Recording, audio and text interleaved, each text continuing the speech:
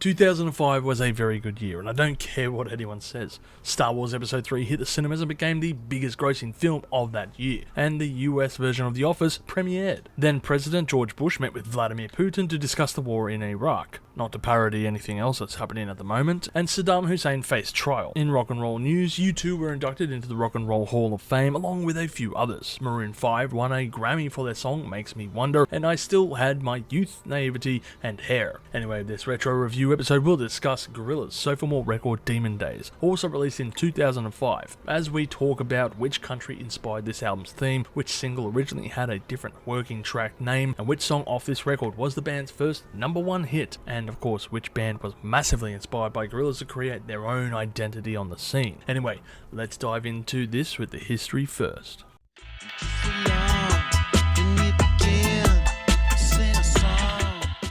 When Damon Albarn's little side project Gorillaz jumped onto the scene a few years prior with the little single called Clint Eastwood, I don't think the world really knew the ride that we were about to embark on. Not only was the music vastly different from his original band, but it was performed by these oddly designed characters as the alternative representations of the band in a portrayal of something akin, I guess, to an anime series mixed with Adult Swim cartoons. And they took the world by storm with their critically acclaimed debut record. So the question became not a matter of if the album was going to be made, but rather when it could be devoured by the ravenous fan base. What's made interesting about the making of Demon Days is how you can call this, I guess, one of the first digitally viral albums that was ever made, in the sense that the band, through Jamie Hewlett and his company Zombie Flesh Eaters, provided several multimedia teasers for the record's upcoming release, through the band's website of course, and various other means. The old method of simply releasing singles on the radio to hype up albums and have interviews was complacent and, well, old-timing. And while several bands in the past had attempted similar transitions into this digital medium, such as the Rolling Stones with their 1995 record Voodoo Lounge, it was seen more so as a novelty or a collector's item more than anything else. But, well, technology doesn't stay still, does it? And rather than wait, Gorillaz would set out to push the boundaries of this untapped medium with interactive websites, hidden content, Easter eggs,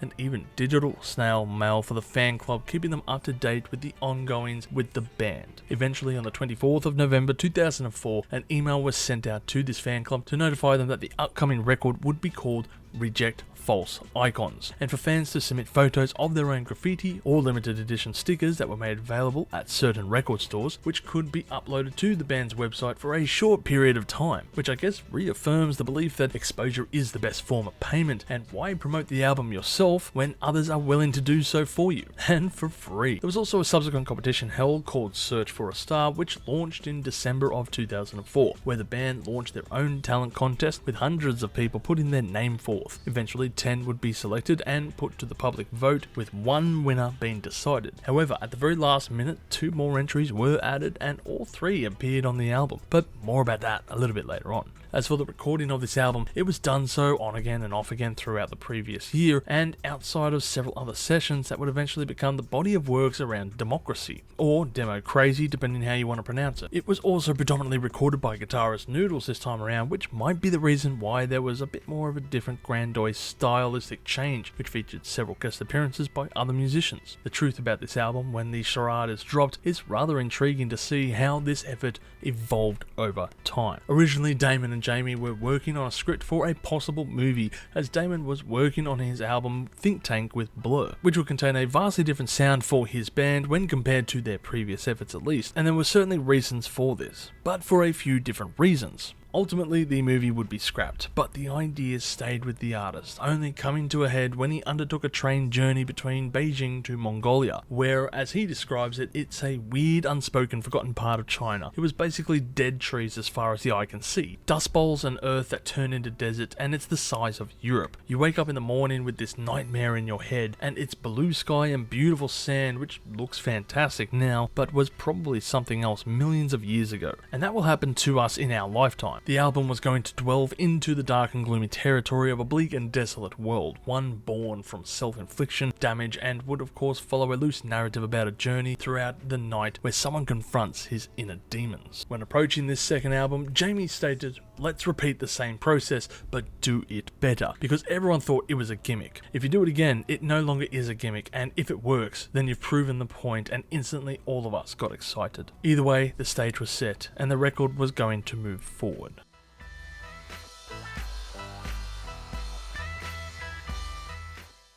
Well, we got some big singles to talk about when it comes to this album, so let's just launch into the first one.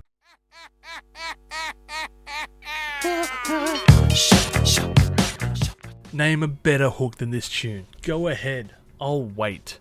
Oh, that's right, there are none, because this is one of the most superior sounding songs of this century. Mark my words and revisit this album in 2099 to reaffirm this statement. Anyway, Feel Good Inc. features a guest rapper on here with Trugoy the Dove, who is from De La Soul fame, and is also the key reason why we have such an iconic opener for a song.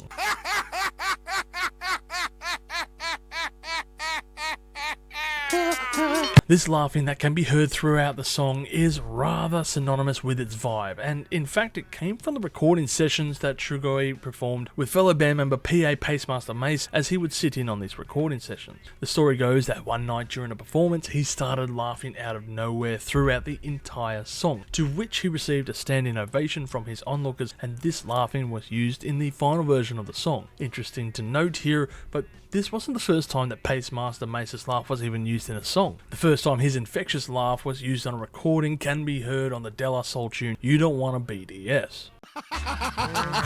Check it out! It's Bumpy Knuckles, baby! Also known as Freddy Fox. This isn't the last degree of De La Soul separation as well either for this song, as this would also be sampled by producer Amerigo Gazaway and used on the album Fella Soul, which depicts of course the cover artwork for 3 Feet High and Rising in a slightly different variant. That record seems to be an album that fuses together De La Soul tunes with Gorillaz, but the main song of course is Feels Good Inc., which is the main piece of course that covers this tune.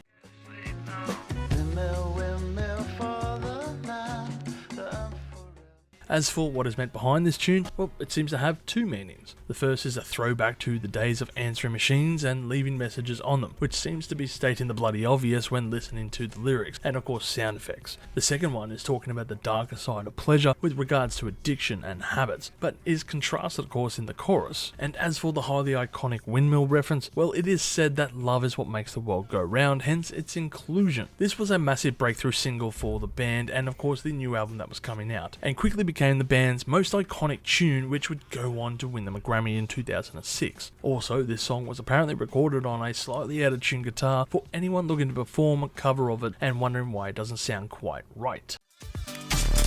You've got to press it on you.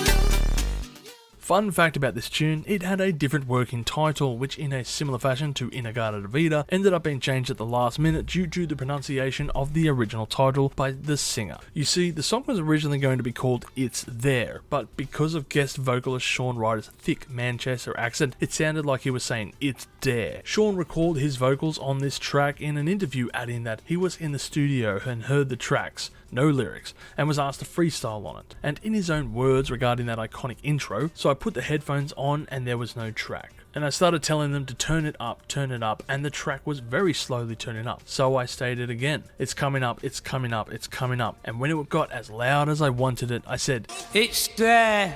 And, well, I guess the rest is history, hey? Now, fans of Damon Albarn's other band Blurb will get a rise out of this, as Dare entered the charts at the #1 slot and knocked Oasis out of that position from the week prior in a weird sense of irony. It also gets more hilarious when you learn that the song they took out was called The Importance of Being Idle, which is a serious sense of foreshadowing for Oasis in the years to come. Now, speaking of charting positions, Dare was Gorillaz' first song to hit the #1 slot, which was an absolutely mind-blowing fact to me, as I thought their previous singles had surely nabbed this accolade. So I had to go back and find out which songs stopped Clint Eastwood and Feel Good Inc. from entering that prestigious slot. So when it came to Clint Eastwood, it would peak at the #4 position twice, being held off by the #1 position, which was Westlife's cover of Uptown Girl at the time, and Crazy Town's track Butterfly. Come my lady, come my lady, you're my butterfly, sugar, baby. Which just seems rather criminal. As for Feel Good Inc., that one peaked at #2, having only been beaten by Akon and his song Lonely, which was a huge hit, so I guess that's kind of understandable why it never got to that position. It should be noted that Noodle's vocals changed between albums and was explained as her growing up with the band, but well, to pull that curtain back here for a bit, the original vocalist Mito Hattori and Tina Weymouth, who performed on the debut album, were both unavailable during the recording of this album. So a then unknown vocalist Rosie Williams filled in on this tune, and she would even go on the subsequent tour with the band. Now if you were unaware of her name, then I couldn't quite blame you, as she did change her stage name to Roses Gabor, and she has released a few albums over the last 15 years, with her most notable song being Pharaoh.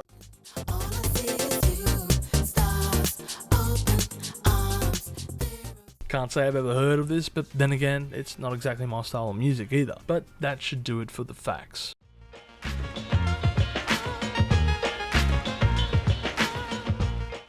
Now, it wouldn't be a Gorillaz album with at least one Clint Eastwood reference. Their debut album and breakthrough single, named after one of the greatest actors, of course, who is synonymous with Western movies with his portrayal of the man with no name in Fistful of Dollars trilogy. This time, the track is named after the 1971 movie starring Clint Eastwood, which most people would remember for this line.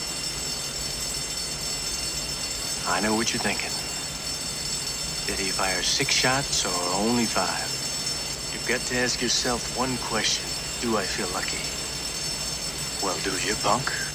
Now, it's been inferred that this song is talking about George W. Bush, in particular with the lyric, "The war is over, so said the speaker with the flight suit on." Maybe to him I'm just a pawn. And considering Damon's views when this was recorded, I believe this is the case, especially with those opening lyrics, "I need a gun to keep among the poor people in the sun," which has to be calling out the simple portrayal on the Iraqi war and how we viewed their population. Booty Brown from Far Side fame was brought in as the guest rapper on here and would even go on tour with the group as well over the following years, sometimes filling in the spots for Mos Def on tracks like Stylo for their next record. Aside from this, it also contains an otherwise infectious groove within, and of course some tight drumming samples that certainly want to make you dance.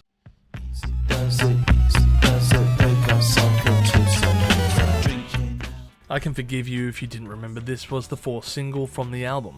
After all, it is not one of the strongest efforts off this record and is easily overshadowed by the other singles. But anyway, Kids with Guns was one of the 4 singles, with another B-side of El Manana as the alternative pressing. This would also be the song that features the winner for the Search a Star series, as the 3 winners would feature in various capacities to add remix versions of the original or other samples for this piece. Speaking of samples, this song was also remixed by Hot Chip and used in the In-Betweener soundtrack, which features vocals performed by Nanya Cherry. Anyway, there is a bit of a scary background behind how this song originated, of course, and it surrounds a student that brought a knife to school that Damon Albarn's daughter was attending. To quote him regarding this experience, "A very nice boy decided to pick up a knife and show it to his friends at lunchtime. It's a very real problem, but I'm not treating it as a serious issue. It's part of the brutalization of a generation that's going on at the moment." What he is alluding to in regards to this is the ongoing war in Iraq that was transpiring and the constant nightly screening through our news channels, not too dissimilar to what is going on with Palestine currently, and how we as a society have become desensitized to the idea of seeing violence on our 6 o'clock news. The truth of the matter is,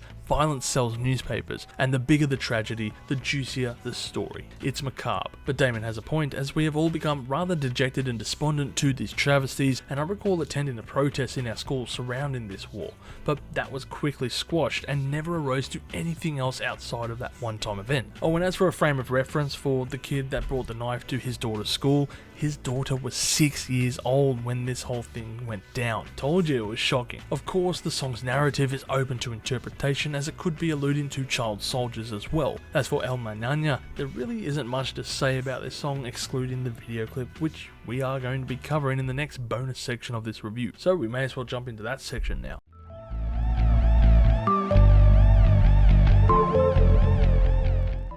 I don't usually talk about video clips when it comes to music, however I'm going to make an exception here and dedicate a whole section to it, because, well, frankly, Gorillaz video clips are equally as famous as the songs they are portraying, and reach a level of complexity almost seen with other bands like Tool, except with good music. Joking, I love Tool, but sometimes I don't want to be transcended to the 6th dimension of my mind. I just want to enjoy a little narrative with an interesting story and some quirky characters. I guess there is an interesting parallel between the two, as their art direction in video format is just next level, of course. Anyway, all of Gorillaz video clips do follow a loose narrative storyline, and this is considered as phase 2 for the fanbase. But before phase 2 kicked off, there was a prequel. When it came to this prequel, there was a series of videos that were released in the video sections of the band band's website, all of which totaled over an hour in length, so I'm not going to be addressing all the points or really going through and showing you all the video clips either. But I will mention that there is a comprehensive video by Self-Taught Reproductions which gives us a summary of events and goes much more in depth than I'm going to. The main talking points that you need to know is that this series is broken up into two parts, with the band members that were going on break and doing their own things, such as Murdoch being locked up in a Mexican prison for giving fraudulent checks to a brothel, Noodles returning to Japan to try and figure out her history, where she finds out eventually that she was some kind of sleeper agent, think kind of like Jason Bourne.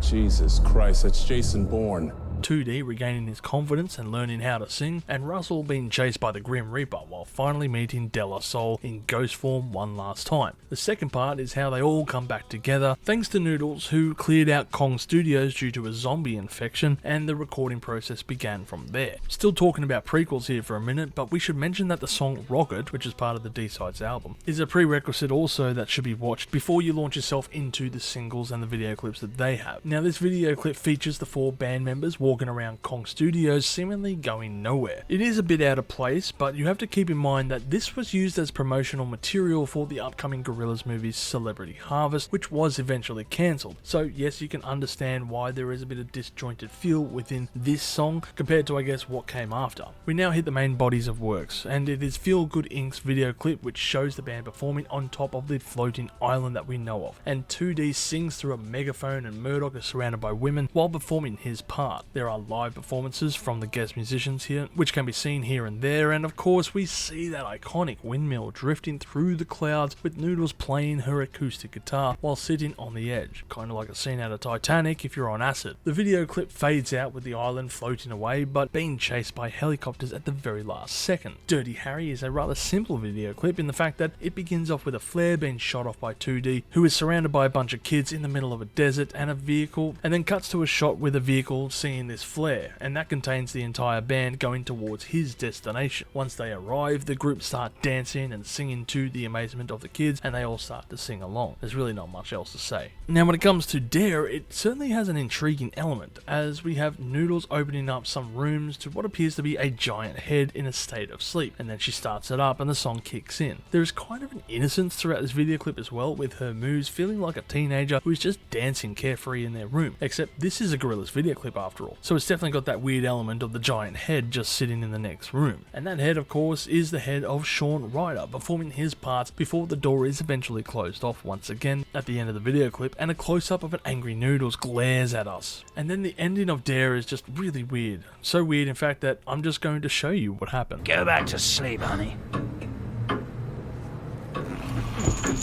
Oh.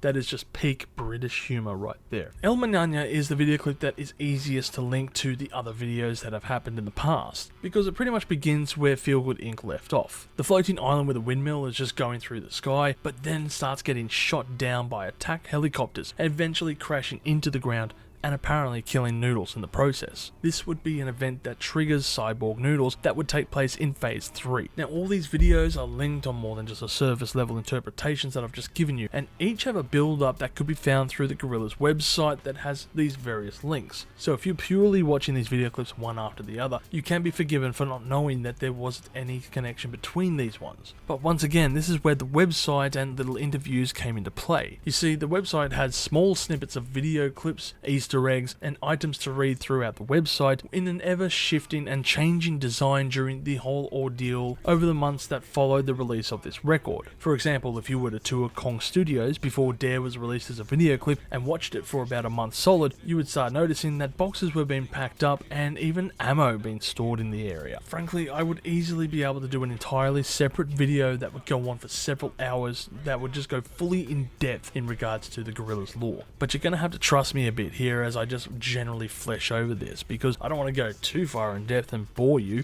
and thank you if you have stayed for this long. But what you really need to know is that all the video clips could be easily linked together through the interactive website, and this could be seen, for example, in interviews given by band members during this time. Around about this time as well, there was a bonus video that was released, and it was in the style of the MTV Cribs series, a TV show centered around the tour of celebrities' houses, usually showing off their lavish and extravagant features, but not always the case, as Of course, you could see Steve-O's house from the Chaka series and just see the squalor he was living in. In this episode, it is animated in the same style as the band's previous works and shows Murdoch Mansion, which is similar in vein to the Feel Good Inc. video, of course, and is located on a floating island. And in Murdoch's own words, it is either 48 or 49 rooms, a private cinema, a recording studio, and a gateway to hell. Eventually, we are greeted by Murdoch, who... Oh yeah, I forgot you lot were coming. Right. Hi, I'm Murdoch Nichols from Gorillaz. Welcome to my crib. Of course. He is just wearing nothing but a towel. Motorola. Look, I can't talk now. I'm naked.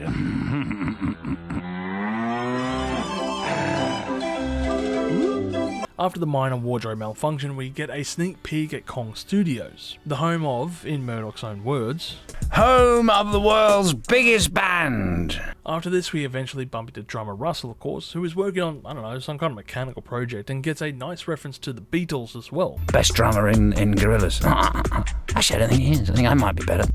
Eventually, Murdoch shows us his collection of bass guitars before a quick story about collaborators who have worked with the band before, of course, talking about Dennis Hopper for some reason. And we bump into 2D. Oh look, our singer 2D's in it. Hey, face ache!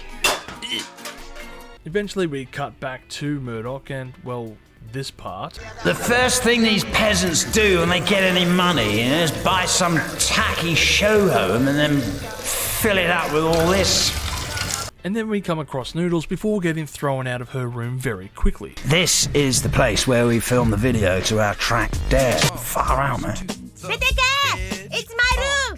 Get out! Get out! The video continues on for several more minutes. I'm not going to go into depth on all the jokes that were made, but it is only 7 minutes long and I highly recommend watching it for yourself in full. It is a brilliant parody on the otherwise redundant TV series that MTV was making, and I want to give it kudos to MTV for giving it the green light and poking fun at themselves in the process. I think they enjoyed it because maybe they didn't have to record or do anything anyway.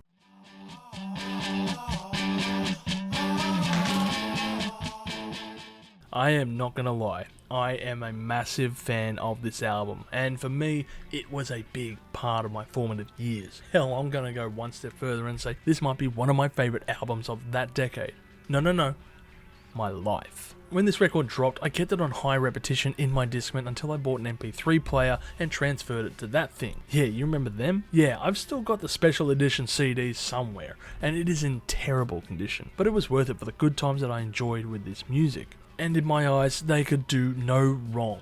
And it certainly seemed that way, but who knew where the band would land 10 years later. It just felt right playing this music in the now. Another interesting aspect is how different these tunes were compared to what I was listening to mostly at that time, as I was a massive metalhead back then. I think this was one of the first non-metal albums I bought back then. When it comes to this record, I find the overarching narrative to be very interesting, and while in the latter half it kind of gets a bit preachy on songs, particularly like Every Planet We Reach Is Dead or Fire Coming Out of the Monkey's Head, it doesn't feel out of place or over the top or in your face with its message. In fact, that last track is one of the few spoken word songs I think really works well, and the story is certainly intriguing if not captivating to listen to. Of course, it is best listening to this album in full, not the singles alone, and I would highly suggest go and listen to the full album if you haven't done so yet. There are just simply no tracks on this album that I would skip. Another angle I always thought that was interesting about this was the band's inception and how it brought certain friends of mine together who enjoyed different tastes in music, and of course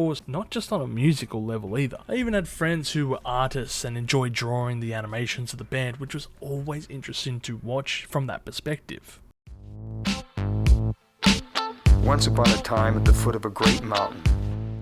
This album would receive mostly positive feedback, with the album sitting at a score of 82 on Metacritic. AllMusic would give it a 5 out of 5, Entertainment Weekly a B, The Guardian giving it a 4 out of 5, Los Angeles Times giving it a 3.5 out of 4, Mojo giving it a 4 out of 5, NME giving it an 8 out of 10, Pitchfork giving it a 6.9 out of 10, You giving it a 4 out of 5, Rolling Stones with the lowest score of 3 out of 5, and Spin giving it a B. Perhaps most interesting and most impressive is Robert Kreisgau of The Village Voice, who gave it a 3-star honourable mention. Meanwhile, over at Rachel Music, this album sits at a score of 3.89 from over 44,000 reviews and is the band's highest scoring record on that platform. As for me, I'm going to give this album a score of 14.5 million chilies on the spicy scale, with my favourite tracks being Feel Good Inc., Dare, Dirty Harry, On Melancholy Hill, Kids with Guns, and El Manana.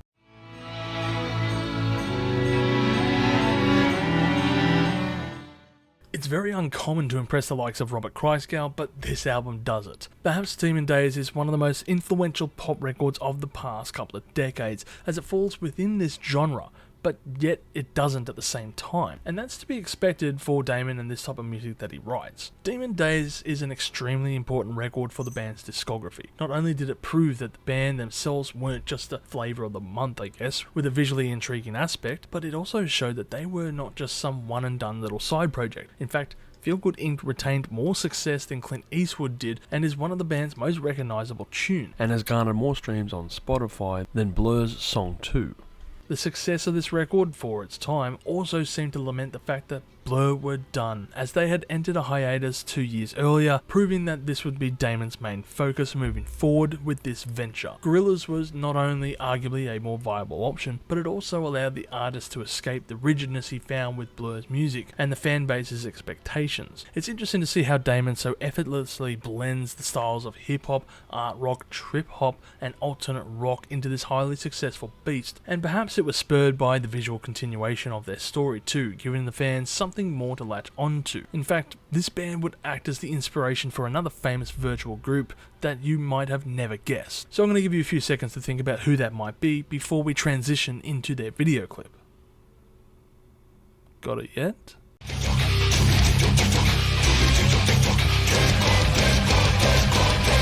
That's right, the greatest metal band ever was inspired by Gorillaz and their animated existence despite their vast difference in musical style, and that absolutely blows my mind. Now I've said it, you will never get it out of your head, even if you weren't aware of this connection, and I think that's the perfect way to end this episode. So thank you for tuning in to this episode, and if you've learnt anything, then smash that like button, and share the shit out of this video, and don't forget to stay spicy out there everyone. Listen to Demon Days, it's one hell of a record.